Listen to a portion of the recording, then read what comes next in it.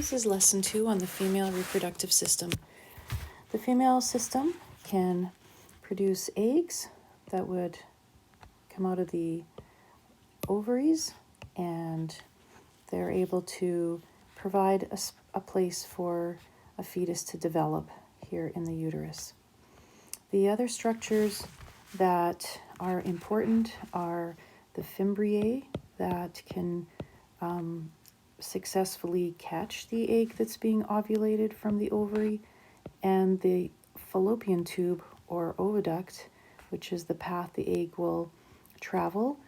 This is also the area that fertilization could happen if a sperm was to meet with the egg. You can see there's 2 ovaries, 2 sets of fimbriae, 2 oviducts, and 1 uterus, which is where the fetus would develop should there be a pregnancy. The cervix is an area that during pregnancy would have like a mucus plug there, so that the growing fetus would be protected from like viruses or bacteria from the outside. Going on to the side view of the female, this is kind of looking at, first of all, how the excretory system, which is the bladder and the urethra, are separate in the female. In the male, the urethra is shared by the excretory and reproductive systems. The female system cross-section shows just 1 ovary here. It is showing you the fimbriae that would catch the egg, and showing you the oviduct, which the fertilized egg could travel down before it will implant in the uterus. One thing that you notice here is this structure, which I will just show you in a different color, that this is just a ligament that's holding the ovary down, so it's just not free floating, in case you're wondering what that is. Moving on, I guess a pap test is an important thing to note, that cells can be taken from the cervix to check for cervical cancer in a routine female examination. Going on, mention that the uterus is about 5 centimeters wide, and in pregnancy would be about 30 centimeters wide. It's also mentioning that there's 2 layers to the uterus, and the inside would be the area that's the endometrium, that changes through the monthly cycle to become more vascular, that is, to be filled with blood vessels that supply oxygen and nutrients to a potential growing fetus. So that's the endometrium. It changes due to hormones, and we will discuss it in a future topic. The outer layer, this is the muscular part. This is the myometrium, and the myometrium is the one that would be affected by oxytocin, as we mentioned in chapter 13. And oxytocin that causes uterine contractions would affect the myometrium and cause contractions, not just for delivery of the baby, but also during female cycle, monthly cycles, causing contractions to help with the menstrual stage. Moving on, I think we talked about all of these except that ovaries, in terms of forming eggs, there would be 1 egg per month typically that would be ovulated from an ovary. So usually 1 month one side would ovulate, and the next month the other side would ovulate. In comparison with males that make 500 million sperm per day, females will produce a mature egg once per month in reproductive years. The word follicle means there are cells, follicular cells, that surround the egg. So that would be these follicular cells. And what's important about those, not just that it that it protects and supports the egg inside, but also that those follicular cells make hormones. And the hormones are estrogen and progesterone. And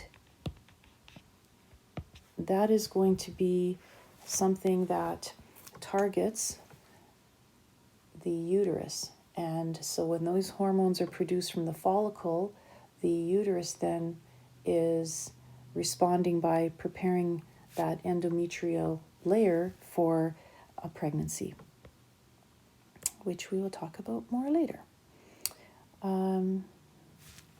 Eggs, when they're produced, this formation or generating the egg is called oogenesis. And as sperm are produced, that's called spermatogenesis.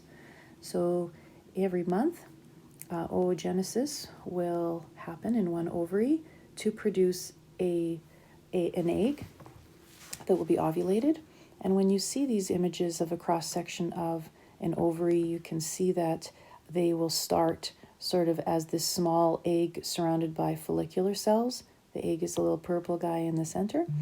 And as that egg develops, the follicular cells are getting more numerous, and then a bubble forms inside. And the bubble is, this fluid bubble, is functioning to essentially create pressure to help with pushing out the egg, which is called ovulation. And as we talk about the female cycle coming up, it will be day 14 of a 28-day cycle. So in the middle of the cycle, that the egg will be ovulated and pushed out. Now, the beginning of the cycle, these follicular cells here are primarily making estrogen. And we'll see that coming up in the topic 14.3.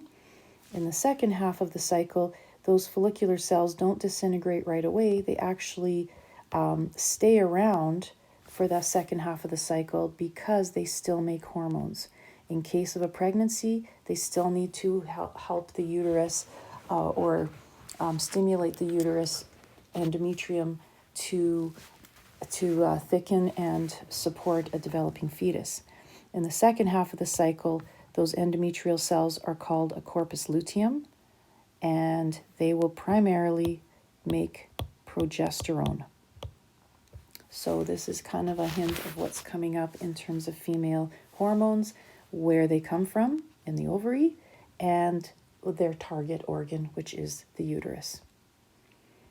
This is an actual photo of a slide photo of an ovary, and showing you that there are some, this one would be a follicle that has the egg still in it with this fluid that will help to ovulate that egg. And this one shows you a follicle that has, there's a dark spot there, but that's not an egg. And this is just one that's degenerating. And you can see that those are different because the egg is right there.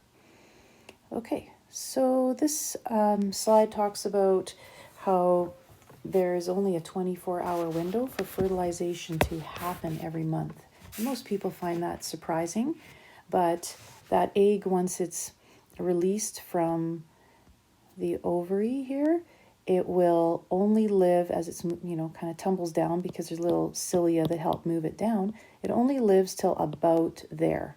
So if fertilization was to actually occur, that would be the location, about a third of the way down the oviduct. And the reason that that's typically where somewhere in here that it gets fertilized at all is because it doesn't survive past that. So it's usually not viable past that point. And so there is that very small window for the viable egg to be fertilized by a sperm. It mentions here that the egg is 23 chromosomes and the sperm carries 23 chromosomes, which is why when fertilization does happen, we make our first cell of life called the zygote that has 46 chromosomes. That then will go on to carry out cell division until the entire fetus is completely developed. This is my last slide for now, and this is just a comparison of the small size of the sperm and the fact that it has a tail for mobility so it can reach the egg, and how much bigger the egg cell is. It does mention that up to 500 million sperm are made a day compared to 1 egg per day for females. As well, there's only a possibility of ever maybe 400,000 follicles ever to be produced in the female reproductive lifetime.